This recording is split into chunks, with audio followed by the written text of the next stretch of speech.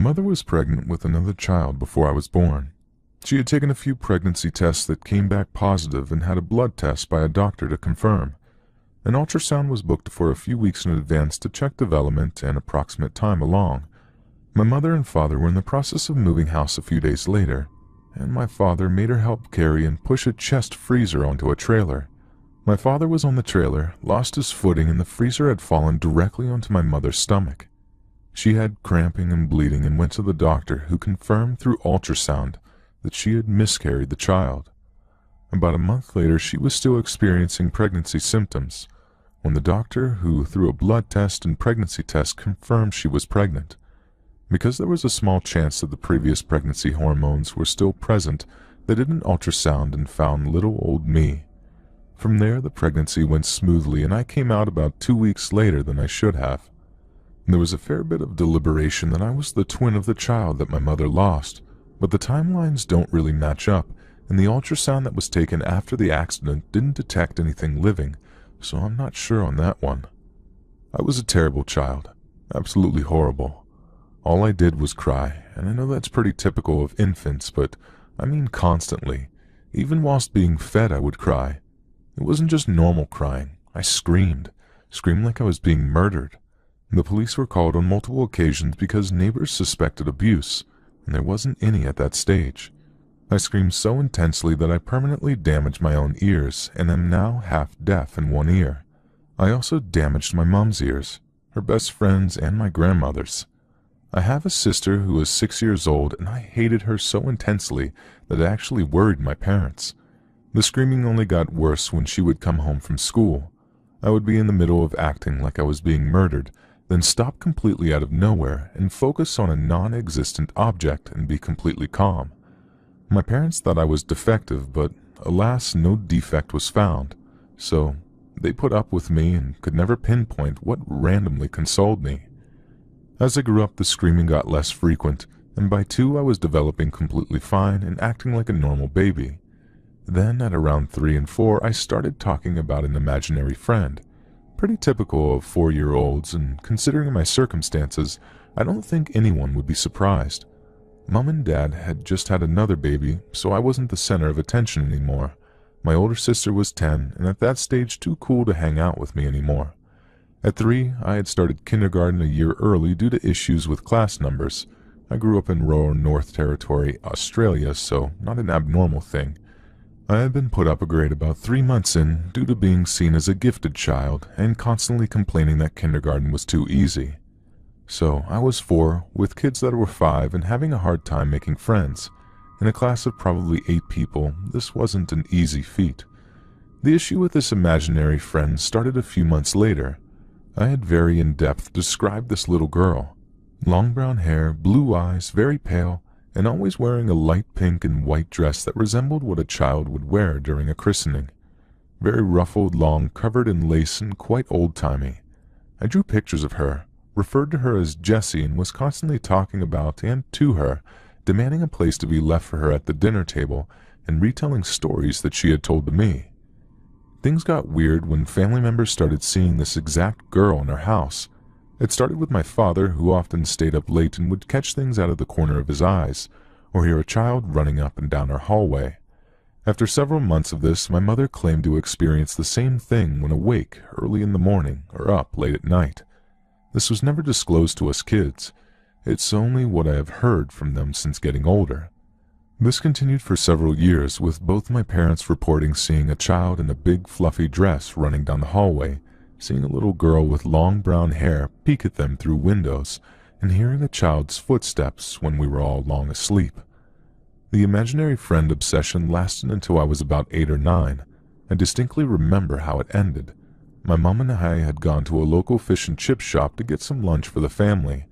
The main street on the town had a big median strip down the middle of it. It was considered a major highway as our town was essentially a glorified road stop. The fish and chip shop was on the left side of the strip, and we had parked on the right so that my mom could speak to some guys on the right side who owned a tire shop about her car. We had finished with that and walked over to get the food. I remember Jessie being with me. We were both excited to go to the fish and chip shop as they had some arcade games that my mom often sacrificed a few dollar coins for. Once we had our food, we started walking back to the car. We got to the road, and Mom of course told me to stop and wait. I remember seeing Jessie continue to walk, and consequently be run over by a large semi-truck. It wasn't a blood and guts everywhere kind of thing. More so the truck hit her, and she disappeared. I then said, "Mom, Jessie just died. That truck hit her," which my mom also remembers. She said that she would be fine and come back later to play, which she never did. I don't ever remember seeing her as an imaginary friend after that. I never spoke of her again, and she was quickly forgotten about by me. Something I do remember is the magic dying as soon as she did. Playing with toys was once an amazing thing that completely enchanted me. I would be immersed in a completely different world, and hours would pass in a second. Ever since she died, the magic wouldn't work anymore. I couldn't get into my favorite Barbie sagas. It just didn't work. It was completely heartbreaking, and I remember sitting there and crying for hours because I thought I had grown up and had realized that I had lost something that I genuinely cherished doing. Without Jessie, it just wouldn't work. My older sister and I shared a room. The house had been renovated before we moved in, and what was previously a two-car garage that offered internal access to the house had been converted into another bedroom. Our room directly joined to this room, which was primarily used as storage, as none of us wanted to sleep in there. It was much colder than the rest of the house, despite living in a desert and not owning a jumper even during the winter. Usual seasons weren't even considered. We just had wet and dry season. You would need a heater to sleep in there comfortably. Now, this could easily be an insulation thing considering it was a garage, but this room was colder inside than it ever was outside. The weird thing about this room was that, rather than a door, it was just an archway into it. Therefore, you would expect the cold to go into our bedroom, but it was never cold in our bedroom. It only got cold when you crossed the border into the storage room. One night my sister and I were both asleep. It was about 1 in the morning based on what my parents recall. I was about 11 and my sister was between 16 and 17. Our beds were right next to each other, perpendicular to the archway, and I refused to sleep without a lamp on, so the room was semi-lit. I remember waking up. We had both fallen asleep facing each other, and I saw that she was awake and crying. The air was weird, not staticky, dark and cold like often described, but peaceful and warm. A chair beside her bed had a figure sitting on it, and the figure was stroking her from her shoulder down to her legs. A very obvious hand moving along her body. A figure with long brown hair and a pink and white frilly dress on. I screamed, and my mom came running into the room, turning the light on and causing the shadow to completely disappear. We were both terrified to sleep, and my mom brought us out to the lounge room with her and my father, who were both still awake, to calm down. We explained what had happened, and probably against what parents should have done, they went ahead and told us the stories of this little girl that they had seen since I had been born, long before I had even mentioned my imaginary friend. My sister then admitted to often waking up and seeing the little girl looking over me when I slept, but that it had never interacted with her and had always promptly disappeared whenever she saw it. She never wanted to say anything because she knew that she was far too old to believe in such things and didn't want to be ridiculed by my father.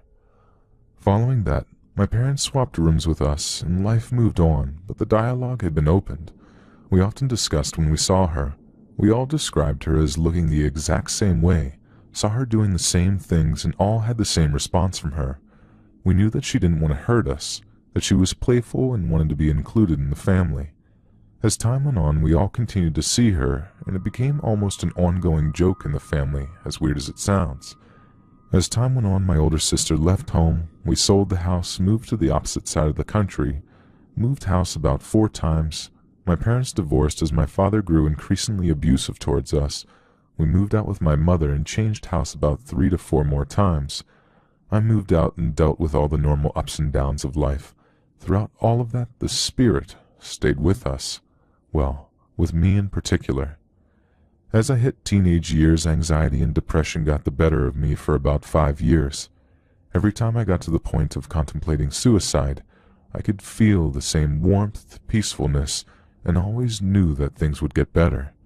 It would change in an instant. 1 second I would be the most depressed that I thought someone could possibly get. I would feel a strong hand on my shoulder, and the next moment it was like someone had turned on the sun, and I knew that I would be okay. Every time things got difficult, even now where I am not depressed but experience the same frustrations with life like everyone else, relationship problems, car won't start, manager at work is being an idiot, I experience the same thing, a strong hand on my shoulder and someone turning the sun up a bit brighter for me. Throughout all of these years, even today, I still see her, a head poking through a window, a little girl peeking through doors, and children running up and down hallways. Through every move, she has always found me and shown herself to me after a few weeks or months. She also has a dirty habit of hiding things from me and then not turning up until I politely request them back. Right now, I am waiting for my favorite leggings to turn up. Last month it was a ring from my boyfriend. I have been missing a hairbrush for about 3 months, but that one might be me.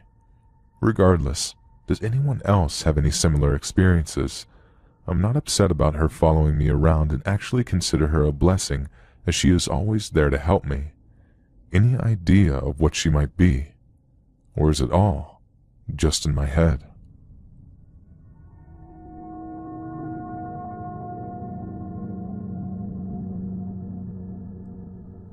More so than now, when I was a young child, I would have strange experiences that I couldn't later explain.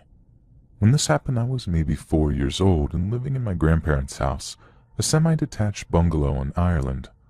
I remember going to bed, and most nights I would experience a feeling that my body was rotating or floating above the bed.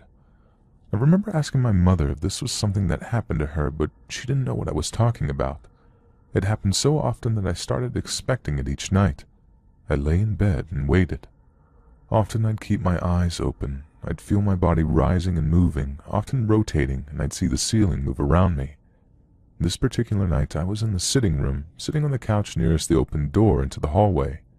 My mother and grandfather were watching television. I looked to my left and I saw a black dog, similar to a Labrador but definitely bigger. The dog walked down the hallway. In my excitement, I quickly got up and followed it. I followed the dog into the kitchen. As it reached the center of the room, it almost evaporated.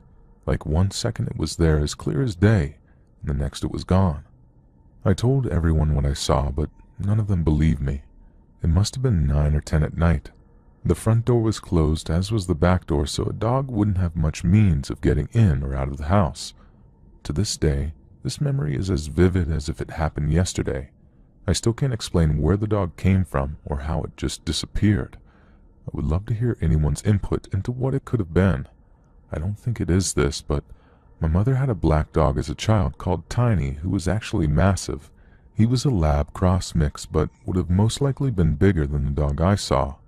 My mom now thinks it was him, but I think the dog I saw was smaller. Could it be a ghost dog? Could a child that young visualize something that could actually manifest itself?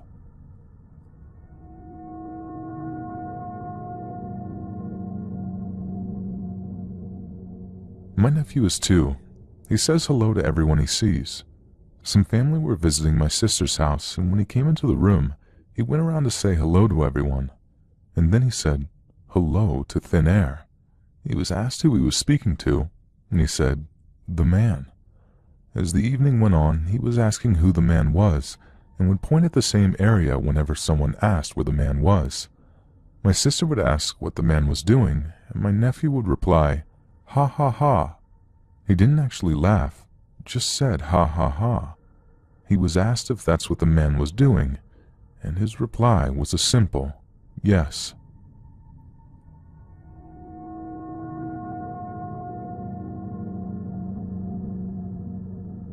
The University of Notre Dame was founded in November of 1842 by Reverend Edward Sorin and is located adjacent to South Bend, Indiana.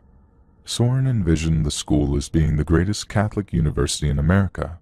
Today, Notre Dame is a large Catholic research university and is well known for its Catholic heritage, tradition, sports teams, and numerous ghosts and hauntings around campus.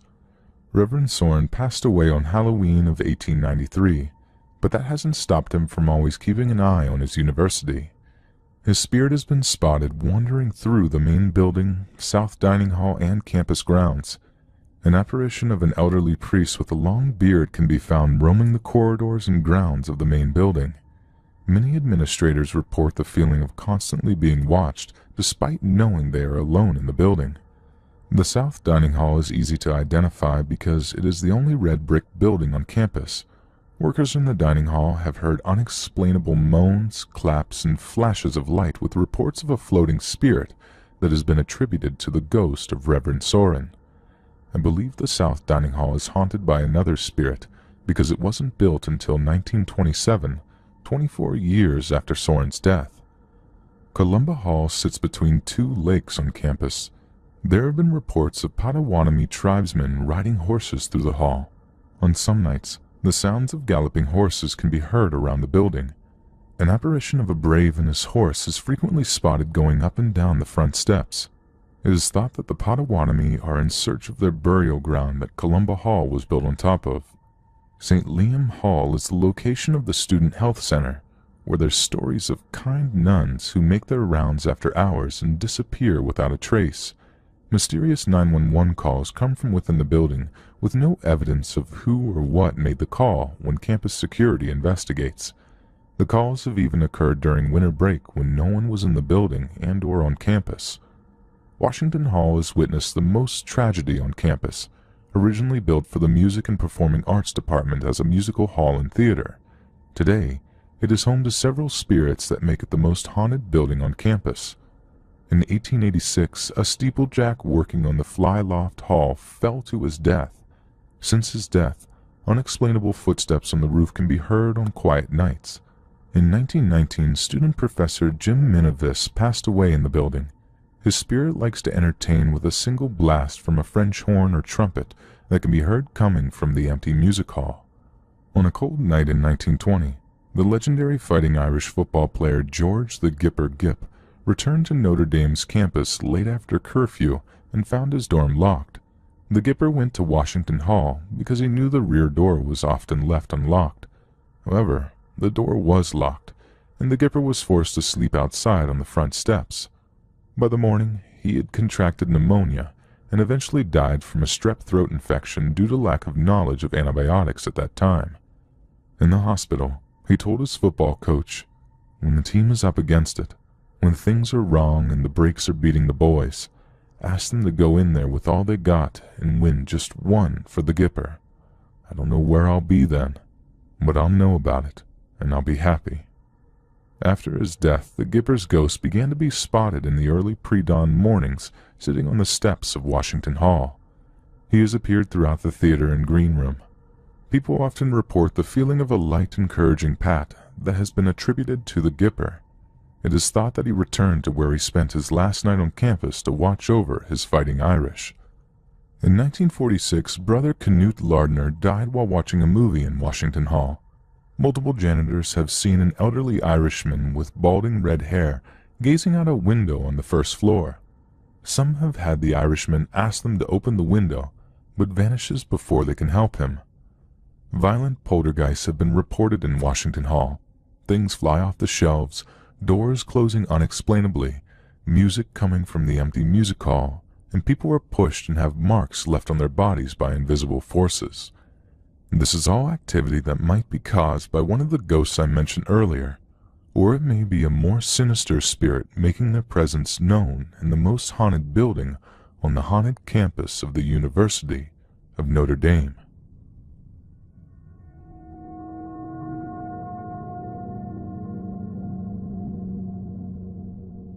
So this happened about 30 minutes ago. We live in a 2-floor house, which was abandoned for 20 years. Previous owners didn't live here, just built it, then sold it to our family, and we just renovated it this year. I was doing the usual, finishing my chores, preparing for a relaxing bath. Just 10 minutes into my relaxation, I heard one of our dogs barking but didn't pay attention to it. Afterwards, I hear clear footsteps. I thought it was my boyfriend, but I listened more and figured out that he doesn't own any shoes with such hard soles since he usually wears sneakers. I kinda started freaking out. One of our dogs rushed into the bathroom. I locked my doors ASAP, wrote my boyfriend just to ask if he's not pranking, and when he said no, I started looking for a possible weapon. In 10 minutes, my boyfriend got home and we scanned the whole house. No trace of house intruders, doors were locked, no footprints, and nothing was stolen. The only weird thing my boyfriend pointed out was that the whole time when he drove home and entered the house, an old lady, a neighbor on the other side of the street, was peeking through her door the whole time, watching our house. Now, I forgot to mention that I did hear footsteps for a short period of time, about 10 to 20 seconds. It sounded as if someone walked into the room and just stood there, disappearing completely. The boyfriend remembered that he heard something similar, yet not as vivid during our first stay here. He rushed downstairs, but nothing was there. I also realized that the sound of the footsteps was way too vivid. It literally sounded like someone played basic footsteps.mp3. If someone's actually walking downstairs, I can barely hear it upstairs. What is more, it's carpet upstairs, so there's no way sound could have come from here.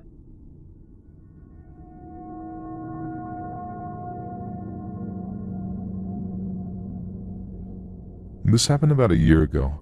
I'll preface this by saying that I am a pretty ardent skeptic when it comes to matters of the paranormal. I do always consider the possibility that there are things such as ghosts.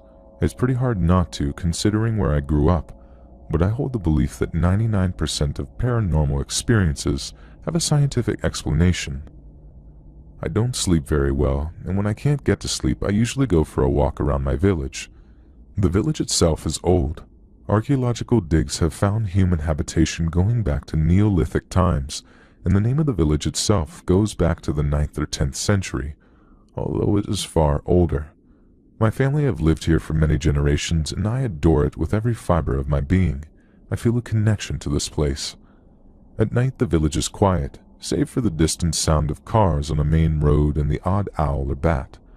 Being extremely familiar with the back lanes and bridleways around the village, I have absolutely no problem walking in the dark and still being able to find my way around. Even having been brought up with the stories of ghosts, shadow walkers, elves, and barguests, I don't ever really feel scared of the dark countryside. Of course, I was a stupid little kid because that carefree attitude I had was about to change. I remember walking down one of the lanes which has fields at either side. There's also a 15th century dovecote on my right and an equally old stable to my left. I heard all of a sudden one of the most terrifying screams that I have ever heard in my life. I remember it clear as day. It was female, that much was clear. It didn't sound like a scream of fear, more of anguish and grief. It came from the field to my left, and from what I can remember, it sounded far too close for comfort. I remember being stood rooted to the spot, covered in goosebumps. As I normally do when I get scared by something that I can't immediately rationalize, I was frantically searching my brain for something that might explain it. Being from the village and having practically grown up outdoors, I know the wildlife like the back of my hand, including the sounds they make. I went through all that I could think of. It couldn't be a muntjac. It couldn't be a Chinese water deer. No owl or bird I've ever seen could make that sort of sound. Let me make this clear. The screams sounded so distinctly human that it really caught me off guard. When I mustered the courage to steal a glance to my left, there was no one there.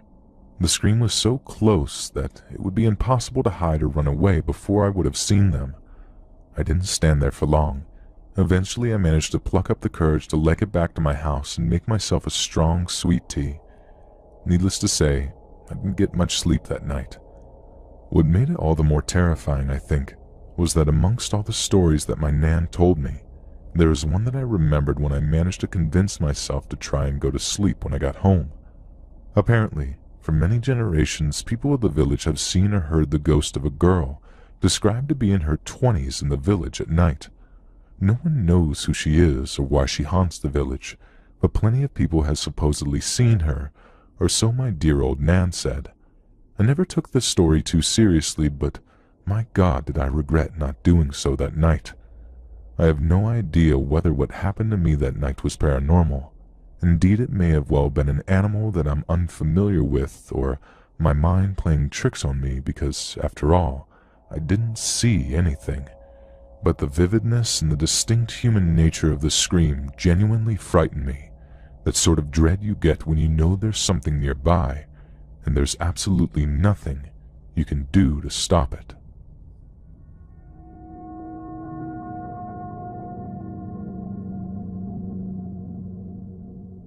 I was up in my cabin near Gold Bar, Washington, and I was hiking some trails I had found. I kept hearing talking, but it was really distorted, like someone didn't speak or even know what they were saying, but just kept spitting out words. Normally I wouldn't have thought anything about it, but I was dead center of my land, and I have a few acres, so it was not another person, and I was alone. Do you guys have any thoughts of what it could be?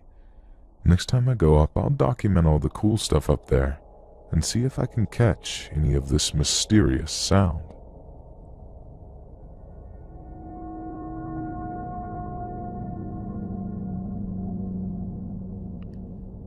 Interesting story from work yesterday. I work folding clothes at a department store. I was in the kids department where it is very quiet. You work alone and there's rarely customers, which is fine by me. I was folding clothes as usual and I did some sort of pivot to put a clothing item away, and I saw a figure for a split second standing next to a clothing rack about 15 feet away, but then it disappeared very fast. Only saw it for like a quarter of a second. I knew instantly that it was a ghost. I had no doubts or questions about it. I'm fairly certain it was a petite female. I want to say she was Hispanic or Arabic, got motherly type vibes, was fairly young, wearing skinny jeans and some sort of sweater. Then, later on towards the end of the day, we were working near an elevator, when out of nowhere the elevator opened up by itself, went to the second floor, then back down again. One of the managers went by and said, "You saw that, right?" And I was like, "Yeah." Then she said that a few coworkers had reporting seeing a ghost upstairs while working, but she never had. I told her right away that I saw it today. It was kind of gnarly to have that sort of validation so quickly.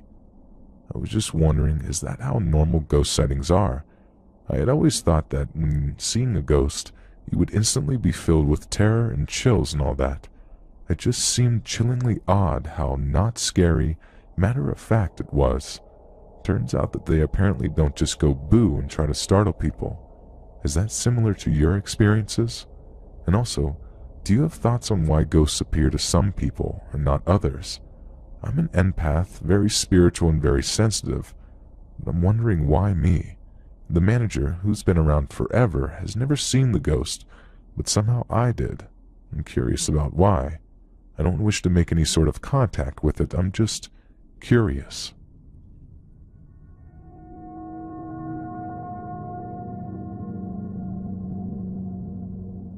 I'm a personal care attendant that works in an aged care facility. I have had a couple of strange experiences while working I would like to share. Both experiences occurred in the dementia ward of the facility, and both experiences I believe were the same resident who I believe is haunting the facility. The first experience I had was the only staff member watching the floor at the moment. There was one resident who was sitting at this single table in the dining area. I looked at her and she was just sitting there holding a magazine, just looking off into the distance. While I was watching her, I looked at the table, where I witnessed a vase that was on the table in front of her just moving by itself. It was slowly sliding away from her without her being close to touching it. A resident who had passed away the month beforehand would always sit at that table, and would always push and move the case. My second experience was very weird. I was assisting a resident in their bathroom with toileting. Most bathrooms in the dementia ward are connected between two bedrooms, and this bathroom was connected with the room of the resident who I had mentioned that passed away that would move around the vase on that table. While I was helping the resident pull their pants up, I suddenly felt really cold and just had uncomfortable images of that resident playing with my head. It was so bizarre, I don't know how to explain it. I have this theory that people with dementia tend to stay in spirit, assuming that ghosts and spirits are real. Because of their dementia, they don't know how to let go.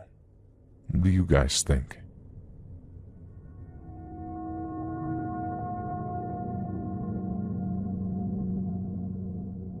It was December of 2017 and I was going on a trip with my entire small 40-person grade from Monday to Friday. I won't say exactly where we were staying, but it was in Algonquin Park. I'll fly through the first 3 days as they were pretty uneventful. We played games, socialized, and did a bunch of other cool stuff. On Wednesday, we had a very odd experience with a hermit, but that's for another story, and that story actually has resulted in me making one of my best friends and one of my least favorite people. I'll just say this right now. My cabin had around 8 guys in it. So the day is Thursday. The guys in my cabin wake up really early so we can get to the showers before the rest of the guys from our school and the guys from the other school. Sometime during this whole process, my best friend, let's call him Jack, loses his glasses. Jack has the worst eyesight by far out of anybody I know, and he is as good as blind without them. I'm out looking for his glasses for like an hour, but I can't find them anywhere. Jack can't participate in any activities now, so he just sits down in his bed in our cabin the entire time. I tell the teachers and counselors that I'll stay with him in the cabin. The last 2 days were the most fun days, and I missed them, but I was actually really glad I missed them because I had a really great bonding experience with Jack and one of the counselors. Let's call her Kylie. She was around 17 to 18 and somewhat attractive. We talked about what she wanted to be when she was older. She wanted to be a lawyer. I talked to her about how I wanted to be a music producer and a DJ when I got older and how I already made music. I talked to her about how my biggest dreams were to perform at Tomorrowland or to collab with an extremely talented artist. I also talked about how I felt pressured to become famous because that's all anybody would ever talk about to me, and how I had nailed the production part, but I didn't know how to get recognition. It felt great getting lots of this off my chest, and I felt good for the next little while. After skipping a late-night activity, me, someone we will call Y, and someone we'll call J all went to the bathroom together. Y and J are brothers. The bathrooms were about a 3-minute walk from our cabin, and we preferred to go in groups because the walk there, and everything around the bathroom, was pretty creepy. On the way back, the first strange occurrence happened.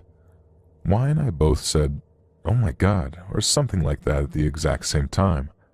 We saw a man in completely gray clothing, with a gray hoodie pulled over his head, and gray sweatpants walk straight into the woods, past the abandoned outhouse.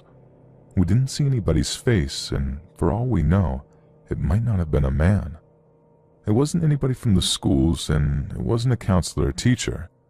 I won't go into detail about how I know this because it will take too long, but trust me. There were some strange trails that went into the woods, but this guy was way off of any trails in the area. We had no clue what happened because after he entered the thick woods, we couldn't see him anymore. To add to everything, it was also pitch black out. We had no idea what we saw. But then we told a counselor and they just kind of brushed it off. Every single night, one counselor would wait outside one individual cabin, on the deck, waiting until it was late enough. The counselors would tell us all to shut up and go to sleep, and we would all tell each other that because we'd all get mad at each other for making noise. And then something weird happened. We were all getting mad at each other, and we were silent for a good 5 minutes. That's usually how you know people are going to sleep. After about 5 minutes, my friend's very recognizable high-pitched voice says, "Guys, shut up and just go to sleep." This was unbelievably loud, and me being startled said, "Who said that?" I obviously knew it was one of my friends, but I was so startled by it. Nobody else even moved. That would definitely be enough to wake everybody, but somehow I was the only one that heard it. I thought I was going absolutely insane. At around 3:30 a.m., Jay wakes me up because he has to go to the bathroom. I go with him to the bathroom, and we both sprint back because we get very paranoid at nighttime. Jay falls asleep before me, making me the only one that heard this. A high-pitched voice singing a note, sustaining the pitch very nicely, coming from right outside our screen window. The singer's voice would break around every 6 to 7 seconds, as if the person singing was crying. It wasn't a voice crack, but just as if though they were losing breath and losing hope. It was insane. At this point, I'm so unbelievably scared, I wake Jay up and tell him that I heard some weird stuff outside the cabin. Jay, being probably the nicest guy I know, immediately believes me and sees the genuine terror on my face. The door started to shake lightly, and we heard scratching on the walls. The door shaking could have just been the wind, and the scratching most likely just mice. We stayed up for another half hour waiting for the sounds to come back, but we somehow ended up falling asleep. Now, I've heard about Wendigo or skinwalkers taking on the forms of humans or appearing in humanoid form, and I've also heard about them mocking the voices of humans at times. Is that what could have happened that night?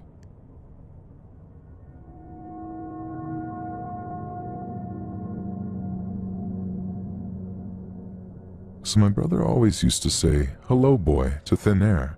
Me and my mother found this quite strange when it was happening almost every day. This was happening when my brother was age 4 to 9 and I was 11 to 16. I always found it especially strange my brother would say to me, "Boy likes you. He thinks you're really nice." Me and my mother proceed to ask my brother questions about Boy, and my brother would always reply with the same answers throughout the 5 years of this happening. He would answer, "He has no face. He got hurt when he was younger and died." The image of no face always stuck with me, and often when I was on my own I would say "Hello, boy," just to see if anything happened, and nothing ever did. When I was 15 I had my first experience with sleep paralysis, and it happened in my living room where my brother had always seen the boy.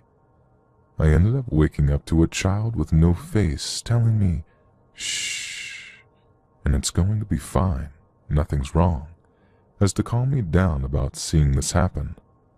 After that experience, I explained what happened to my mother, and she had no explanation but suggested it was my mind playing tricks on me. After all this happened, my brother never mentioned Boy again until my mother's friend that lived 4 houses down the road from my house was telling my mother about the same sleep paralysis dream she had, and that her daughter had seen the same child and would talk to it every day as if she was having a conversation with thin air. I'm now 19 and have tried to find information about deaths in my area or anything else on the internet, and I haven't come across anything yet.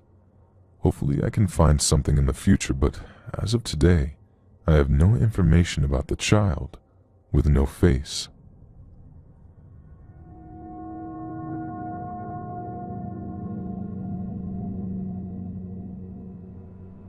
Yesterday my friends and I were traveling home from a ski resort.